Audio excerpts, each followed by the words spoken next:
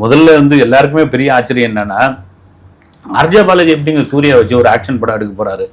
எடுக்கக்கூடாதெல்லாம் ஒன்றும் கிடையாது. வந்து அவருடைய முந்தைய படங்கள்லாம் அந்த மூக்குத்தி அம்மன், அப்புறம் இன்னும் எல்கேஜி, அப்புறம் வீட்டுல விசேஷங்கள், இந்த மாதிரி படங்கள்லாம் இருந்தப்போ பாத்தீங்கன்னா, இவர் வந்து ஒரு நவீன பாக்கியராஜ் இல்லைன்னா வந்து ஒரு கிரேசி மோகன் நாடகத்தை வந்து சினிமாவை எடுக்கக்கூடியவர்.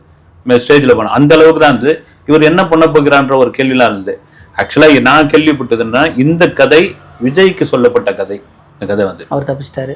அவர் வேணான்னு சொல்லிட்டாரு. விஜய்க்கு அதெல்லாம் வேண்டாம். அதன் பிறகு அப்படியே விக்ரமுக்கு போனதா ஒரு தகவல். அப்புறம் வந்து அப்படி வேணாங்க, நான் வேற லைன் அப்ல இருக்குன்னு சூர்யாவுக்கு வந்திருக்குது. சூர்யாவுக்காக சில காட்சிகள் இதெல்லாம் மாத்திருப்பார். மேபி அவங்க சொன்னதை அப்படியே எடுத்துக்க மாட்டாங்க. ஏன்னா அவங்களுக்கான ஒரு ஸ்டைல் இருக்குது. இன்னொரு விஷயம் என்னன்னா, இது மூக்குத்தி அம்மன் 2 கதை. எங்க ஏற்கனவே மூக்குத்தி அம்மன் 2 சுந்தர்சி எடுத்துட்டு இருக்காரு அப்படின்னு. ஆக்சுவலா என்னன்னா, மூக்குத்தி அம்மன் 2 இவர் தான் எடுக்க வேண்டியதா இருந்தது. அதனுடைய தயாரிப்பாளருக்கு இவருக்கும் படம் துவங்கும் முன்னாடியே ஆர்ஜே பாலாஜிக்கும் ஒரு சின்ன கிளாஷ் ஆகி வெளியே வந்தாச்சு. அவங்க வந்து மூக்குத்தி அம்மன் 2 ஆரம்பிச்சாச்சு. இதுல அப்படியே ஃபீமேல் வெர்ஷனை மேல் வெர்ஷனை மாத்தி சில இதெல்லாம் சூர்யாவுக்காக ஆட் பண்ணி கதையை வந்து கொண்டு வந்திருக்காரு அப்படின்ற மாதிரி ஒரு விஷயம் இருக்குது. ஸோ இந்த டீசர் இதை வச்சு ஒன்றும் சொல்ல முடியாது. ஆனா அந்த டீசரே வந்து ஒரு என்ன சொல்றது, கலக்கிட்டாங்கப்பா அப்படின்ற மாதிரி, தெறிக்க விட்டாங்கப்பா அப்படின்னு சொல்ல வைக்கணும். வந்து